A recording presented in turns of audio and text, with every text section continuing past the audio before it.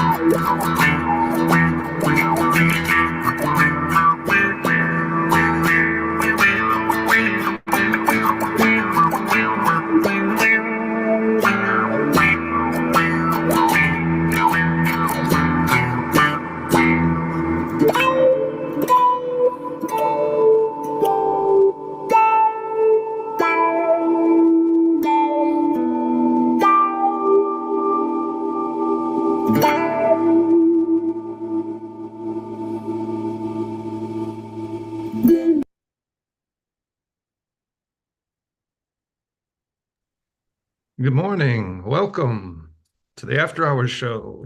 This is Joe Umami in sunny southern Turkey. Good evening to others around the world. I'm joined by Ann Lee, a retired college professor and community member at Daily Kos. She's a member of the National Council of Independent Scholars and is a contributor to the book, The Political Economy of Art, Making the Nation of Culture. Morning, Ann. I mean, evening. Well, morning where you are. Yes. Hi there. I got to wrap my head around election week. Hours. Yes, We gained an hour hear anyway. Turkey is no longer on daylight savings time since 2016. They've stopped. So now I'm a couple extra hours difference. So we had an uneventful week this week, I take it. Yeah, nothing happened. God, civilization, the end of civilization is coming.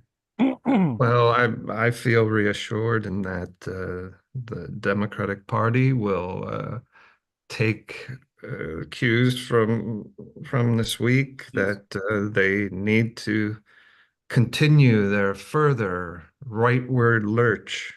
It's the only sensible direction I would imagine they'll come to understand. It's like they never learn anything. I mean, on the one hand, it was close, but on the other hand, too many of us, if you've been around long enough, you know that there have been these terrible losing elections, and you sort of, on the one hand, you get used to it, and when it looks like it's going to be a good thing, you sort of get too excited. You sort of get high on your own supply, and I think that's what happened to the Democrats. Well, I feel sadly reassured in that the continued rightward lurch, whether Republican or Democrat, has continued unabated since Reagan, possibly earlier, I'm not sure. Overcompensating imperialism still happening. Yes. Well, I'm in the control booth. Let me run to I can the yak other for room here, and we'll. Oh, you're not that far away from. Just around the corner. Yeah, busy week. For those who aren't paying attention, the United States went further rightward with. It's just amazing. The United States elected a convicted felon, and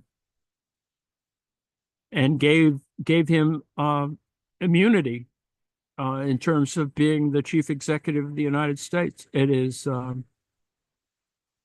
frightening prospect.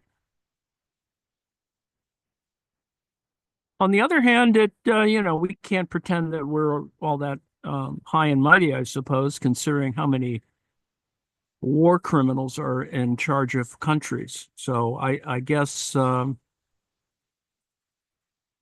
makes us a little less high and mighty, I suppose. On the other hand, it does justify or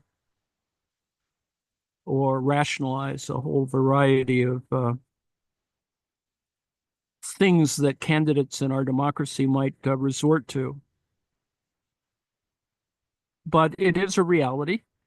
I'm wondering whether our new president-elect will do what he promised. That is, release everyone who tried to overthrow the government in 2021, release them from jail, since he calls them all political prisoners or hostages.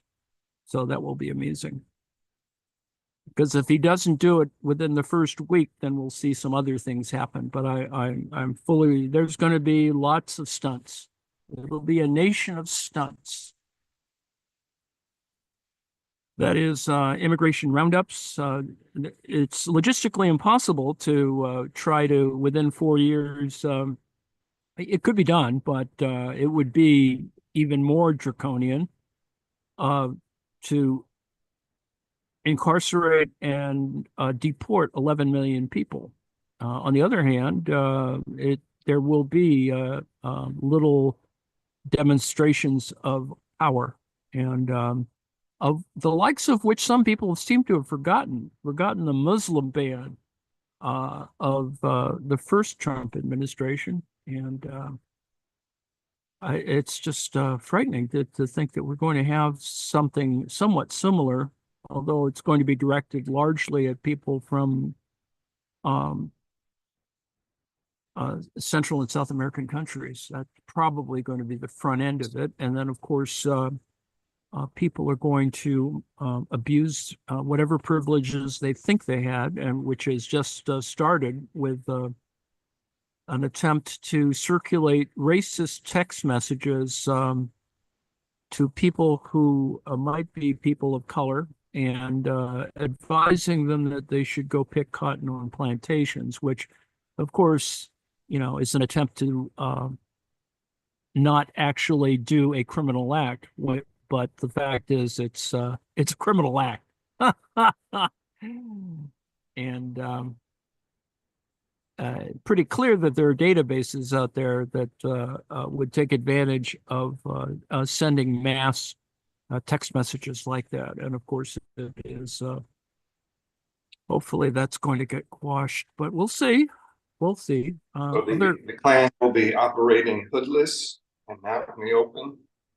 Well, more in the open, because they know that those who would agree with them are in various parts of the justice system. Now, just on two of the policies that he wants to implement, the mass deportations and the 100% tariffs, either one of those two, if implemented, would be detrimental to the economy, wouldn't it? Yes. I mean, if it's done in a mass way, that's why I think we're only going to get these little demonstrator stunts in various cities that they want to mess with.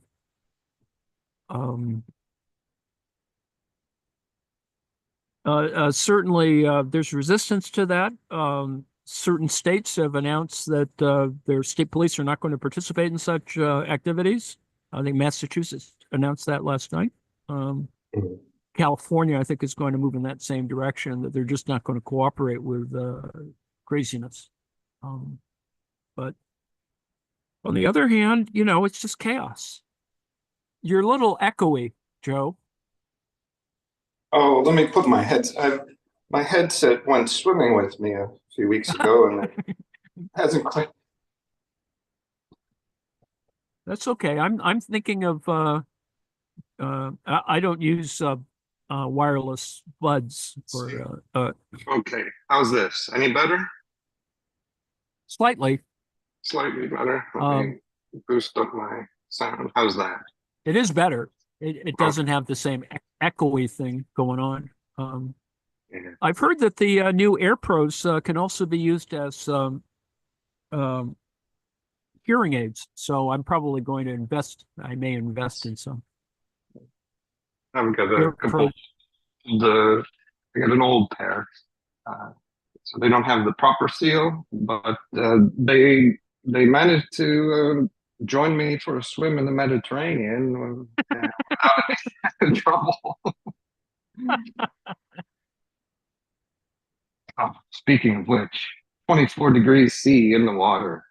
Uh, It's as warm outside as it is inside. Not the same here. We're down into the 50s Fahrenheit. Not missing the snow, that's for sure. I got hopefully an exciting meal. Well, not really a meal, just a couple dishes, side dish. Um, since we're in Turkey, I thought I would make this part of the meal is bulgur, steamed bulgur, so bulgur wheat, which is cracked wheat that's been parboiled.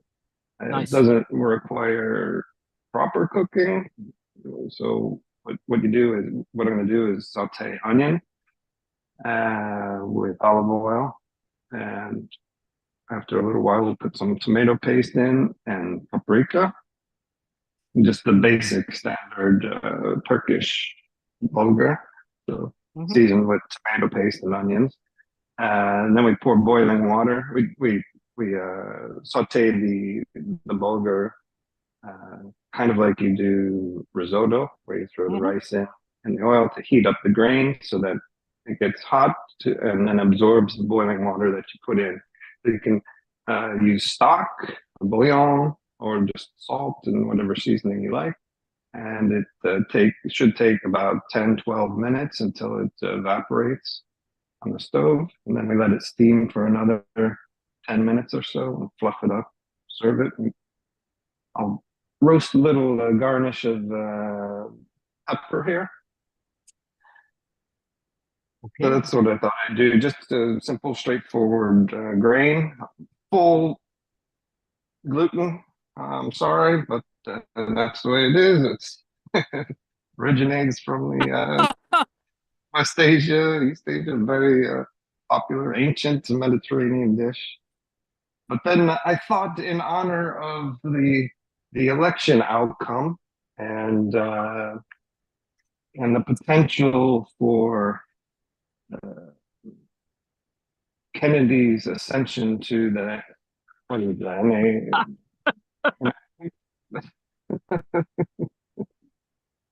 We'll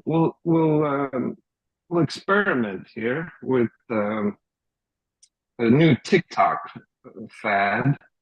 I don't know if it's a fad. It's an alternative health therapy for those who can't or are afraid to use or are unable to obtain Ozempic, the weight loss drug. We'll be making Ozempic therapy. We've got dried oats here, Oh, there you go. which basically adding a glass of water to your oats and a pinch of or a squeeze of a lime. This is lemon. I don't have any lime. I didn't get to the market this week, but since this is just a pseudoscience therapy, anyways, it doesn't really matter.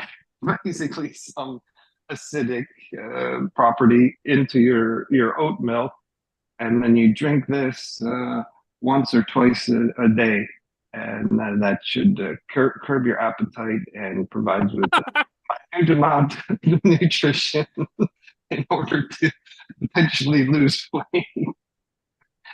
Good All grief. right. So it's the all natural Ozempic diet plan. So I'll be making this while our bulgur is steamed. Okie dokie. It's just oat milk. Speaking of fat, Rear shared with us that the Trumpers want to put Letitia James, the Attorney General of New York, in jail. There's all kinds of retributions going to be handed out.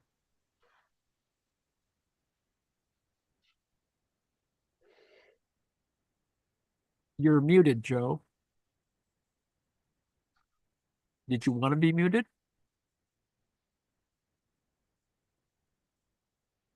Yeah, sorry about that. Yeah, I was just about to begin commence Okie dokie. dissecting the soil. Odie doty. It's all Oh, yours. all righty then. It's been a busy week. The US elections went sideways, I suppose. A lower turnout. If you're a Democrat, you probably got high on your own supply. It seemed as though magic was going to occur, and there was that sort of feeling that resembled 2008, which for me was probably one of the few times that I was happy at the outcome of an election, but it didn't happen, and you don't want to get into conspiracy theories and et cetera, but whatever. In some ways, we may have avoided one type of violence and gotten another kind of violence. And so a lot of people are in shock, still in shock. Over in Daily Coast, at least one person is it's made one person sufficiently miserable to announce that they might take their own life, which is a sad and problematic occurrence. Certainly a cry for help, if nothing else. But there are such, if people can hear this little message, there is help is available, and you should avail yourself of it. But it was a disappointing outcome, needless to say. Trump is being relatively disciplined and not doing what we would expect him to do, and that is gloat. He's trying to leave that up to all of his minions. He's promised to do so many things, and yet doesn't necessarily make us afraid, although it makes us certainly cautious and aware that other people will do stupid things. And I think everyone has a story. I have some stories. It just is amazing how incivility is the name of the game in these days. And Joe, you may want to tilt the camera up a little bit. There we go. There we go. Stand is a little low. Add some oil. Now we'll be adding the. Oh no. So if anyone remembers the first Trump administration, you'll know how odd it was, how he did some very crazy and stupid things, and was only fortunately was resisted by a Democratic leadership in the House and a variety of other things. But more crazy stuff can happen. Will probably happen. We have Project 2025, which is essentially a wish list for repression, some of which will occur, others won't because of, it's not quite there yet. We have a fairly robust legal system that at least makes money out of people's conflicts. So that's going to happen. We have survived the Nixon era, the Reagan era, the Bush eras. When was the last time that the Republicans were in charge of, or any one party was in charge of all three houses? Well, actually, there were several moments of this kind of control, but fortunately, they never got whatever they were supposed to do done. Similarly, that will exist here. But all it does is show how jammed up government has been. This could also be different in that it's unprecedented that the Supreme Court is. Yes, that's true. Every aspect of the government is extreme right now. Well, how much of the House is under control? They've wide. It hasn't been quite resolved yet. There's still some elections that need to be. California is may tell the tale. They're still counting votes, so we don't quite know what the final disposition will be. The assumption is that the Republicans will have control by a very small number of votes, probably similar to what they had this past year, this current session. But it's just more difficult because some people, as some people have described, they're more Trump-like people. They're not just people who sort of conform, but rather people who are dyed-in-the-wool Trumpists who are there around. And of course, there's been a little, spiking the ball on people, and so there's a little gloating going on here and there. On the other hand, it does raise a certain type of consciousness, and I suppose that will be a good thing. But it's fairly clear that attempts to make the Democrats more conservative failed terribly, and you could see that. I mean, those conversations with Liz Cheney had no real effect. I mean, the argument is, I think, yes, we can argue that things are more beltway driven and not out there, not fully engaged in the statewide process. The real problem, of course, is a sweep of the swing states, the states that were highly contestable. Were all lost. The ones that were about 7 or so states that would have been crucial, 3 of which were very important to winning, all were lost. And that's quite unfortunate, and people haven't quite fully engaged that. There's a lot of finger pointing, but as I pointed out, you're not going to blame third parties for not to blame. This is strictly it's the Democrats' fault for not doing whatever the hell they were going to do. And we all assumed that there was, as I said, higher and on supply, that there was some sense that this would have been a real sea change in U.S. governance. And yes, it is a sea change. We've fallen back into the 1950s or 60s. Bernie's getting rebuked for calling them out. Yes. They're just bad things are going to happen for a while, and we'll see whether there's going to be a turnaround in the midterm elections, or even if we have a midterm elections. I mean, real chaos can occur if certain people get control of the process, and we'll see. It's pretty clear that everyone just sort of ran away. Jack Smith is rolling up his operation. It reminds me that I should get around and finish reading whatever is currently still to see if I can find I don't know if there's an unredacted version of the stuff submitted in the DC trial, but that's a historical document that's going to be really important.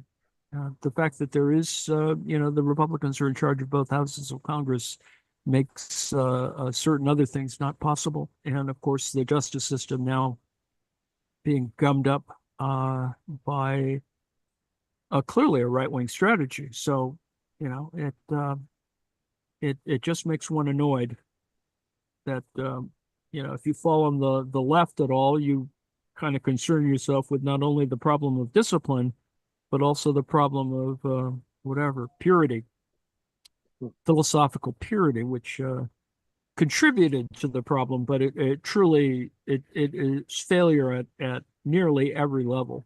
It wasn't, well, and you could, because of the numbers in the Electoral College, it's close to what one might call a landslide, but there have been worse landslides.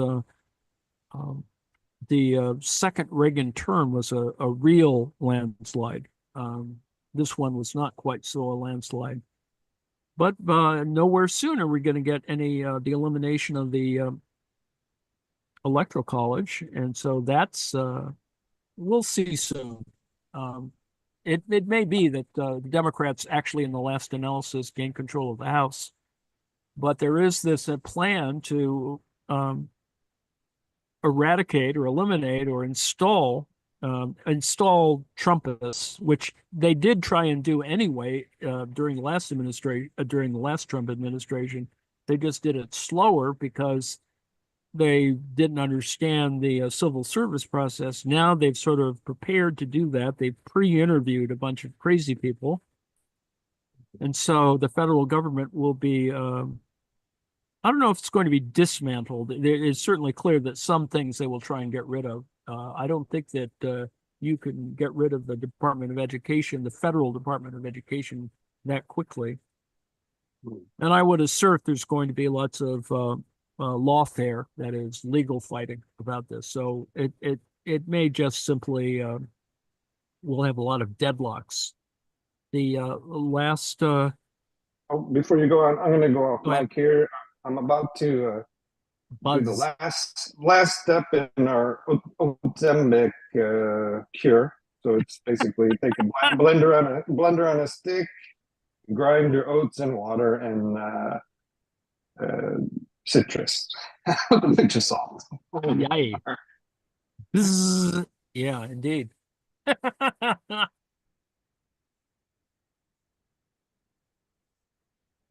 Or as what is it? Emeril Lagasse calls that sort of motorboat thing. Needless to say, other matters have occurred, and news occurred elsewhere, but it's a little scary when you consider President Zelensky of Ukraine had a phone call with President-elect Trump, and Elon Musk was in on the call, which, I mean, automatically there are issues there, but whatever. You can see how complicated things are going to be. My own sort of thinking about Ukraine may have to change, simply because U.S. aid to Ukraine may completely disappear and will be probably used as leverage to force Ukraine into some sort of peace settlement. And it's not so much a peace settlement as it probably is going to be giving up 20, if you had to give up 20% of your country, particularly the more productive resource part of your country, that's about maybe 20% of your country. It doesn't seem like it did a great job in defending the country. On the other hand, they glommed a whole bunch, and the Ukrainians managed to, repel them back to the original borders in the north, and lost a little bit in the south, and managed to hold them for about 2 years to about plus minus 1 or 2% of the total territory. Every day, the reporting is that there are incremental increases, a couple square miles here and there of the front. So people make it extreme in other ways.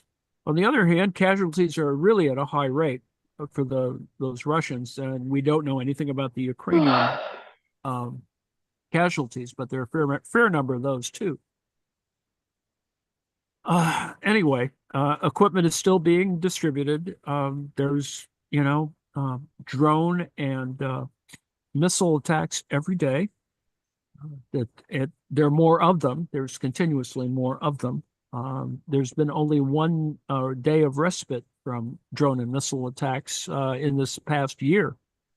And so that's kind of a currency, although other things are, interesting things have gone on. They attacked a site, I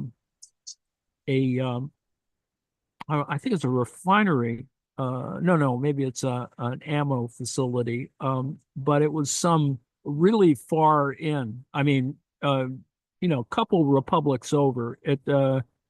They managed to launch, the Ukrainians launched a drone fairly deep into Russia, probably the deepest one yet. So on the one hand, there are these little things that sort of probably annoy Russia to no end, but the fact is they have 20% probably less. Ukrainians have about 20% less power coming up for the winter, so there's that. Although I think the fact that they threatened the Russian power grid hopefully will keep the Russians from launching more stuff, and so that may be at a impasse. But a lot of it is impasse. I would assert that we're not getting any sort of real offensives probably until the summer. That's kind of everyone's anticipation, and depending on whether Trump decides he's going to try and force the Ukrainians to capitulate, which may or may not occur. Needless to say, there are the usual back discussions about these matters. We do know that Trump has been talking to Putin several times, couple times since he left office. Not that that's that surprising, but it's clear that there's some communication there. And then there are other complications. Even certain countries want more land taken away from Ukraine. They have their own issues. The border on the western side. So other than that, Ukraine is pretty much Ukraine. And Elon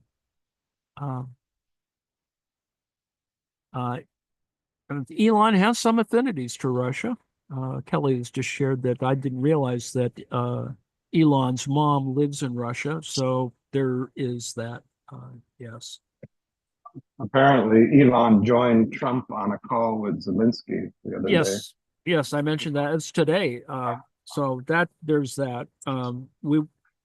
Everyone is trying to suck up to Trump, and it's kind of scary when you see diplomatic things that come out and sort of try to be nice to Trump, even though everyone knows what a tool he is.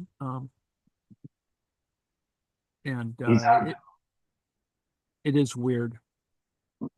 It's a money-making operation. That's all it is now.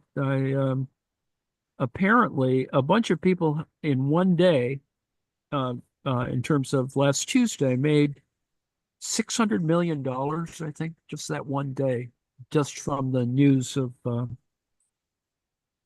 Trump's victory. And it is a little scary. And as John Hayes has pointed out, we don't even get to claim that we had a plurality in terms of people who came out to vote. So it's on us as Democrats. The question you want to ask is why did Democrats stay home? Why did Democrats not vote? Why did they not participate? Just even from a party line situation.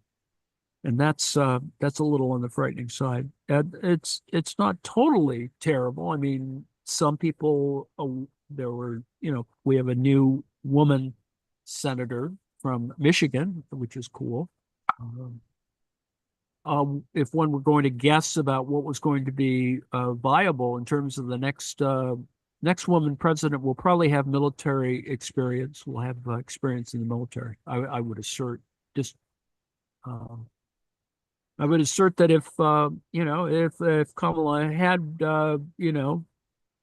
served time in the military, that probably might have changed the vote. It's simply that it's hard to sort of estimate the manipulation, and one can unfortunately legitimate certain arguments by saying, well, certain parts of the population, more parts of the population voted against having a woman president, and some of them came from certain minority populations. Well, yes and no. I think that there are regional examples of that, but and certainly that was the appeal that the Republicans made to a certain range of misogyny, sexism of one kind or another, and then there was all the sort of discriminatory ads placed in. They spent a lot of money on that. It would be interesting to see how much money ultimately got spent. It is disturbing to note that given only 107 days to run a campaign, the Democrats raised $1 billion, over $1 billion, and still wound up $20 million in debt at the end. So maybe that's not a hell of a lot of money, but it is a little concerning when you consider what is money being used for in the electoral sense. And as I said, you know, there wasn't any turnover in non-controversial states. In other words, there wasn't any state that totally reversed its electoral college order, but the swing states were the ones lost, and you just sort of have to ask whether there was a decent Democratic Party swing state strategy. You know, I think a little more time should be spent on forensically talking about that. But hopefully, the Democrats will pull the House out, even if it's a small majority, and that would be very important considering how awful the Republicans have been.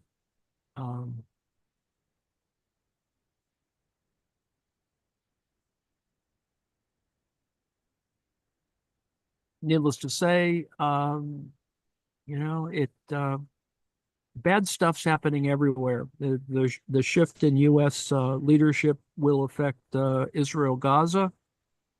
It will affect certainly policies on Iran, and the front end of that, as I mentioned, the connection that there may have been an attempt, and I think that none of details are quite available, that a Iranian citizen tried to organize with a fair amount of seriousness an assassination attempt on Trump. So that's being front-ended, and of course that's we're going to see a lot more of that degree of conflict. The conflict still exists. I mean, the Houthis they haven't sunk a ship yet, but they're getting closer, and that's damage is being done. I think they disabled a tanker, which that was a month or two ago. Fortunately, there was no oil spills or fuel spilled, so that's happening. Like there's a lot of problems. it and there's other scurrilous behavior that can occur, and we haven't even talked about you know, the fact is that the Houthis were suggesting, I don't think that they have the capability, but we'll see in terms of cable laying, but that telecommunications cables also because they're submarine cables for the internet, that is serious internet coverage could be attacked because it's in the same area as that choke point in the Gulf, so Straits of Hormuz at all. So that's we're not getting movements. Yeah, filibuster is still a thing. Nancy's pointed that out, and I think that's or Anna pointed that out. So that's an issue. Still have filibuster issues, but it is you know, selective in its application, and I think the short run, and if we recall what happened at the beginning of the first Trump administration, there was a massive women's march, and it'd be interesting to see whether we get a similar production this time around. If nothing else, it should happen in order to support shifts in governance in the midterms. You know, one of the issues, of course, losing the Senate was because of the disproportionate number of vulnerable senators. This time around, there will be a stronger set of possibilities in the midterm elections for, I think it's the luck of the draw that the Senate could be back in Democratic hands by the midterm elections. And with our screwy system of government, you know, the campaign starts now for 2026. And of course, you know, there's all the other infighting that will occur because it's Democrats. And so it's pretty unclear, with all due respect, who the leader of the Democratic Party is at this current moment. And that's going to be an issue. We see a lot of self-serving activity, let's put it that way. And, you know, And for some people, it's not a problem, and for others of us, it doesn't seem quite so problematic or controversial, but it's clearly there are issues out there. So it doesn't seem like heads are going to roll. Sorry? It doesn't seem like any heads are going to roll from I don't the think so either, but I would assert, and I hope that there's a groundswell to the head of the DNC should be certainly changed. That's one thing. forced retirement. Well, I think it was there. It was a sop because he lost his election in South Carolina, but there are other things that need to be sort of worked on. We'll see. There will be a churning. Harsh has a comment. Harsh? Professor, and I'm not too sure about big terms actually. I just pasted a link from cms.gov site. So it seems like the Medicaid drug price negotiation, right? So the effectivity date for this is for the price cut is January 1st, 2026. Ah, How dumb are these guys? well, no one said anyone. I mean, we're going to see other things go on. It's going to really look weird because we have corporate, now that we have a different president, it's going to be ugly. There's going to be a lot of kowtowing to the big 5 or 3 or whatever it is for the pharmaceuticals, and certain things that it's just a mess. I don't know why people vote against their interests, but they do, and they do At it for least this. at for this least reason. sorry, go ahead. Go Yeah, ahead. but yeah, I'm saying like at least they can at least Trump can say, "Oh, I reduce your drug prices." Well, There's I no don't. way around it, right? I don't know. It just seems to me that it's all going to reverse. Not that the $35 a month limit on. I don't think he can get away with that on insulin prices, but there's a bunch of other things that are actually much more important. But Yeah, that's all I want to say. So I'm not too hopeful actually, even for the bad terms. Yeah, we'll see. But thanks for mentioning it. That healthcare is at risk. The Obamacare, the ACA, they may actually succeed in, if not, repealing it, at least constraining it. So anything that we thought was a good idea is going to be gone for 4 years or 2 years, and it is. It's just sad. And if you're speaking in anti-capitalist terms, it's just another victory for corporate greed. And people are making money every second on this terrible reversal. And it's just hard to rationalize. But as you get older, you begin to think, maybe things will change. But for every step forward, we get many steps back. So that's kind of what's happening.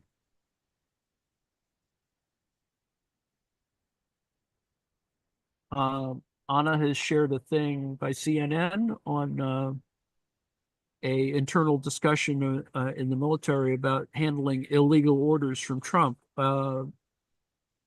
That's always been a question, and the illegal orders question is always it's there. Fortunately, they usually at any moment because Trump in his first year in 2017 was a little trigger happy. He wanted to drop nuclear weapons on things or on people, and I mean he would say it just sort of off the cuff, and then it would freak everybody out until somebody, pointed out, there's kind of a process before you really sign off on this nuclear weapons stuff, or if you're going to invade a country. And the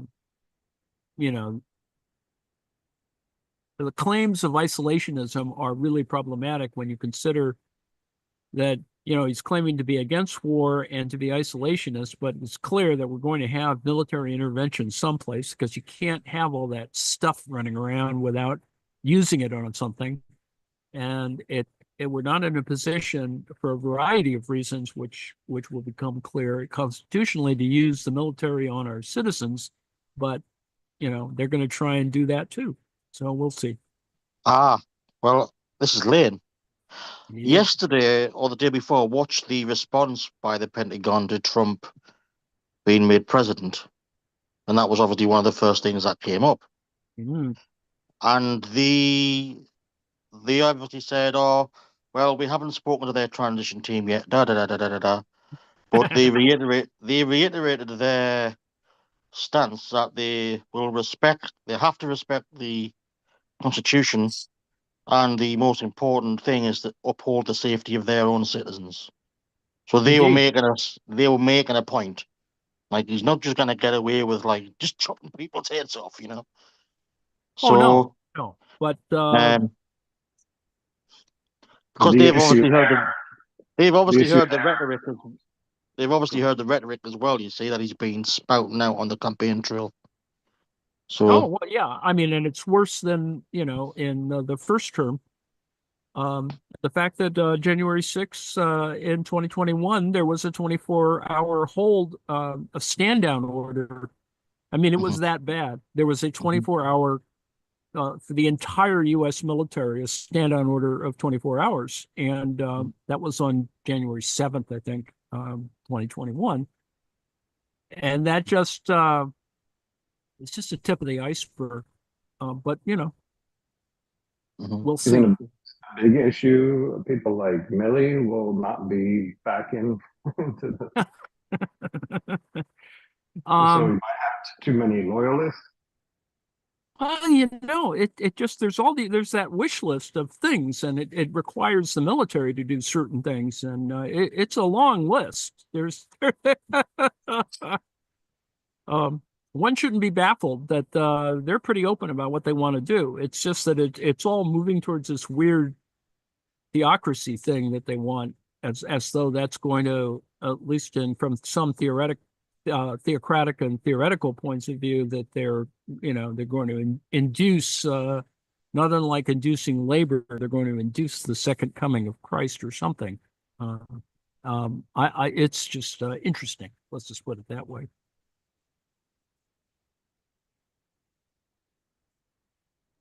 Consider the second coming induced. It's me.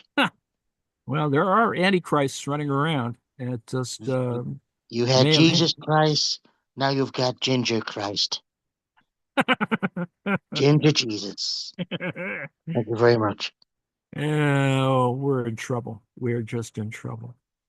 What's happening on the rest of the evening? Let us just start that now, even though I can see that Joe is just about ready to plate. He is sort of comments, Joe? Oh, Just am I off my mic? Off my mic, yes. that looks yummy. So it's steamed. So we cooked it for about 10 minutes until the water reduced or evaporated. Then you let it steam for about 10 minutes. And then fluff it up and ready to serve. So now I did a little homage to Turkish, the vast majority of foods you come across on Turkish plates have been touched with the flame at some point.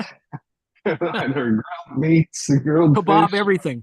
grilled vegetables, grilled everything. Carbonize those things. Taking advantage of having a gas stove again. Yes. I just do a little pepper there. Okie dokie. We're coming up towards the end. John, do you want to promote the Twilight Zone tonight? John, are you there? Yes, I am, and yes, I do, Professor Ann. All righty. Tonight on the Twilight Zone, we are taken to a rather strange Mardi Gras party in New Orleans. I can say that the story, the acting, and directing is all top notch. It's one of the best of the fifth season, if not the series. So yes, please don't miss this one. Sounds good. All righty. I'm not sure what has been planned after that. I don't think there is something planned. Just the penguin. Oh, the penguin. The penguin. We're doing penguin stuff tonight. That's good. As I it is a little dark and gritty, but you know, it's if you've been following it, follow along with us, and that would be good. That will be good towards the end. This weekend, weekly marches on 2 days are interchangeable with this and that, and so 3 p.m. both days there will be something. I haven't quite decided yet. Likely it will be an extension of what I was doing in this and that in terms of talking about. We were talking about the Grundrisse.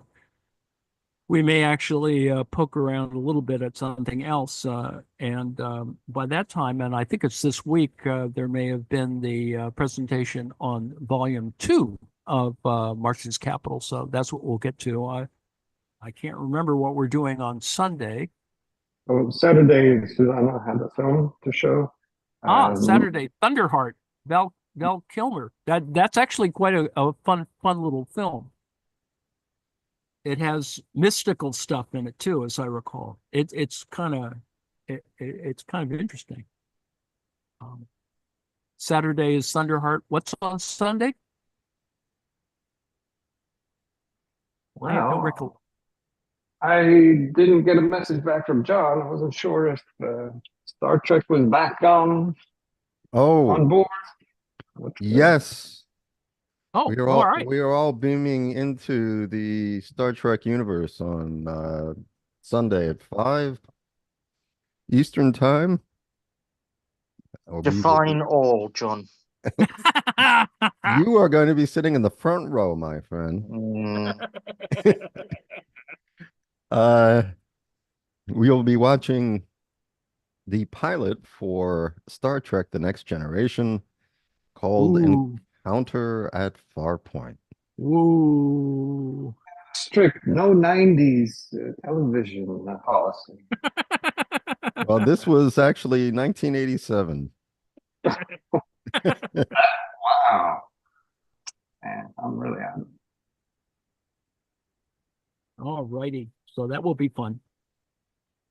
Certainly in the history of Star Trek, Roddenberry is still alive, so it actually has a lot of interesting elements. All right, two good things for this weekend. Thunderheart with Val Kilmer on Saturday at 7. That's going to be it really is an interesting little film. I mean, it has, you know, certain other things that are 3 good things. We've got a cure here. Oh, there we go. There it is. Yum. Zembic. Oat juice. Kind of like it's a variation of what do we call it then? Losing my words. In Mexico, the rice drink horchata, or in Spain, the horchata is made out of tiger nuts. You can also make a version of basically chunky oat milk, and it's essentially like a form of horchata. Just I call it Arctic, or not Arctic, but northern horchata, where the pervasive grain would be oats. Oh, look at that, creamy. Yum.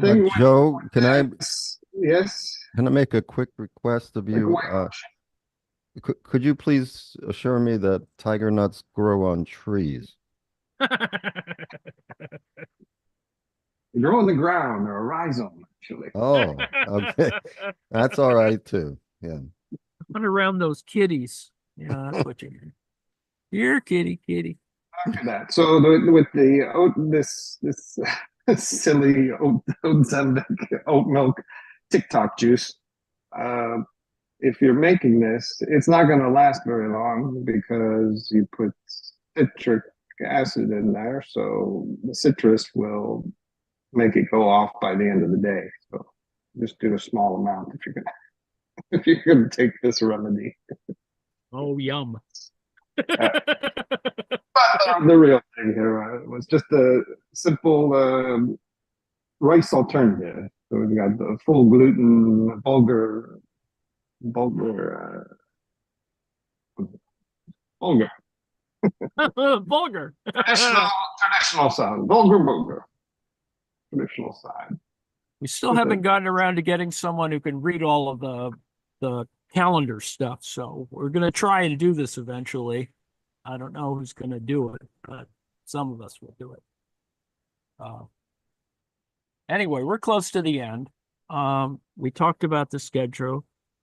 You should come and join us. You know, we actually are, we seem a little laid back, but, you know, there's a lot of stuff going on. That actually some very interesting conversations this week relative to the election. We don't bite. Yeah, we don't bite much. Theautonomouscollective.net. Come see us. You can find us, and we're available, as you can see, at on YouTube, etc. We'll do better next week. Bye.